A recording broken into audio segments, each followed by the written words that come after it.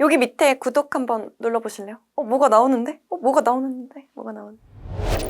드디어 배터리 신소재 나오나요? 포스코홀딩스가 양자 컴퓨터 회사인 QC웨어와 손잡고 배터리 신소재 개발에 나섰습니다. 지난 7일 QC웨어와 파트너십을 맺은 건데요. 배터리 신소재를 시뮬레이션하는 기술을 공동 개발합니다. 이 양사는 정부의 지원금을 활용해 리튬 배터리용 고체 전해질을 현실적으로 시뮬레이션하고요. 이미 사용 중인 최상의 접근 방식과 새로운 양자 컴퓨팅 방법을 벤치마킹하기 위해 노력한다고 하네요. 이번 연구는 과학기술정보통신부 산하의 한국연구재단이 지원하고 포스코 미래기술연구원이 주도해서 더 관심을 받고 있습니다. 포스코홀딩스는 전기자동차 배터리 수요가 증가하면서 더 오래 지속되고 충전 시간이 더 짧은 배터리용 지속 가능한 소재를 조달하기 위한 혁신적인 방법을 모색해 왔는데요. 사실 새로운 배터리를 설계하려면 테스트가 필요하고 또 시간과 비용이 많이 필요하죠. 양자 컴퓨터를 활용해서 비용을 절감하고 정확도를 높여서 배터리 설계 프로세스의 속도를 높인다는 겁니다. 과연 포스코홀딩스는 새로운 배터리 신소재에 혁신을 가져올 수 있을까요?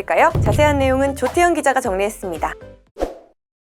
이번에는 또 한번 양자 컴퓨터와 관련한 소식으로 찾아뵙게 됐습니다. 이 내용을 보면은 포스코가 QC웨어라는 회사와 양자 컴퓨터의 활용을 가속도한다, 이런 내용인데요. 그러니까 배터리 신소재를 양자 컴퓨터를 활용해서 개발하겠다는 그런 소식이라고 보시면 되겠습니다. 대체 이 포스코가 왜 양자 컴퓨터에 관심을 보이냐? 포스코는 포항 제철에서 시작한 그런 회사지만요. 지금 포스코 홀딩스와 관련된 회사는 188개나 됩니다. 연결된 회사가 이렇게나 많아요. 이들은 6개 사업 부문으로 크게 나뉘는데요. 이 가운데서는 물론 철강이 제일 중요하긴 하지만 최근에는 미래 소재 산업들, 이런 것들도 굉장히 중요하게 육성을 하고 있습니다. 톡 까놓고 얘기해서 전기차 배터리를 말하는 건데요. 이번 연구에는 정부 지원금도 포함이 됐다고 합니다. 다소 뒤늦게 나서긴 했지만 그래도 양자 컴퓨터 분야에서 속도를 내려고 노력은 하는 모습이라고 평가를 해볼 수가 있겠습니다. 그렇다면은 이 QC웨어는 뭐 하는 회사냐? 양자 컴퓨터 쪽에서 협력을 한다고 했으니까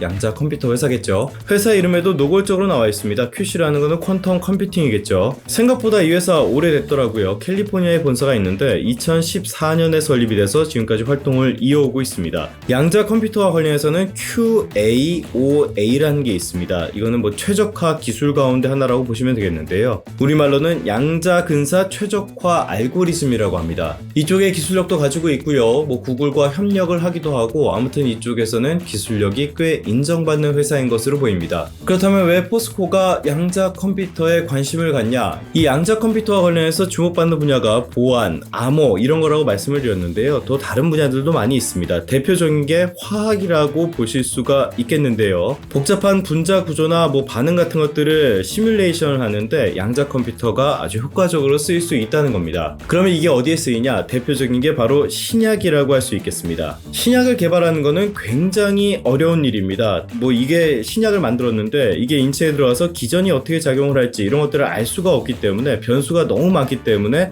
개발이 상당히 난이도가 높은 것으로 정평이 나 있죠. 신약 개발이라는 건 결국에는 질환과 관련해서 이거를 구성하는 어떤 문제점들, 이런 것들을 해결할 수 있는 다른 화합물을 찾는 과정이라고 볼 수가 있겠습니다. 그런데 이 변수가 너무 많고요. 그리고 화합물을 조합하는 것도 무궁무진한 가능성, 너무나 많은 변수가 있습니다. 그렇기 때문에 이 과정을 양자 컴퓨터가 대신해 준다면 훨씬 더 수월하게 신약까지 개발하는 시간을 줄일 수 있지 않을까, 이런 기대가 나오고 있는 거죠. 지금까지 말씀드렸던 이런 화학 분야의 활용성, 이거는 소재에서도 그대로 적용할 수 있습니다. 소재라는 거 역시 화학이랑 직접 연관이 되잖아요. 그러니까 작은 변수가 가져올 큰 변화, 이런 것들을 미리 계산해 보기에 양자 컴퓨터가 최적일 수 있다는 거죠. 그렇기 때문에 2차 전지를 개선하기 위한 여러 노력들, 이 과정과 일맥상통하는 부분이 있습니다. 벤츠 같은 회사들이 괜히 양자 컴퓨터 회사와 협력을 하려고 그러는 게 아니에요. 그 외에도 최적화 분야, 예를 들어서 뭐 물류나 아니면 금융이나 이런 부분에서도 쓰일 가능성이 상당히 있다라고 지금으로선 전망을 하고 있는데요. 이 부분은 나중에 다시 한번 설명을 드리도록 하겠습니다. 다시 기사로 가보겠습니다. 지금 포스코가 많이 관심을 가지고 주력하고 있는 거, 이거는 가치사슬, 그러니까 밸류체인을 만드는 거에 대해 굉장히 큰 관심을 가지고 있습니다.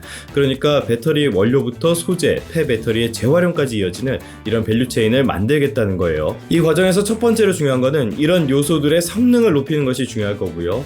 그리고 무엇보다 중요한 것, 이거는 바로 중국 기업에 대한 의존도를 줄이는 게 아닐까 싶습니다. 이 과정에서 양자 컴퓨터를 이용한 도전, 이것이 성과를 낸다면은 중국에 대한 의존도를 낮출 가능성은 충분히 있다라고 볼 수 있겠습니다. 중국과 관련한 리스크는 끊임없이 이어지고 있습니다. 최근에 미중 갈등과 맞물려 가지고 중국이 자원을 무기화하려는 움직임을 끊임없이 보여주고 있죠. 우리나라에서도 최근에 문제가 또 터졌습니다. 2년 만에 요소수 문제가 다시 불거지고 있는 건데요. 이거는 환구시보에 실린 그런 기사를 보면서 설명을 드리도록 하겠습니다. 지금 중국에서는 수출 금지나 통제 같은 조치는 없다, 이렇게 주장을 하고 있는데요. 그렇다고 해도 우리나라에 요소가 제대로 수입되지 않고 있는 거, 이것만은 분명한 사실이죠. 이 기사에서 환구시보는 우리나라가 중국에 대한 의심병을 가지고 있다, 그러면서 공황증 증세를 보이고 있다, 이런 식으로 조롱하는 모습까지 보여주고 있습니다. 환구시보라는 매체는 중국의 관영 매체예요. 이건 다시 말하자면은 중국 당국이 우리나라를 보는 시선이라고도 평가를 할 수가 있겠죠. 양자 컴퓨터는 어떻게 보자면은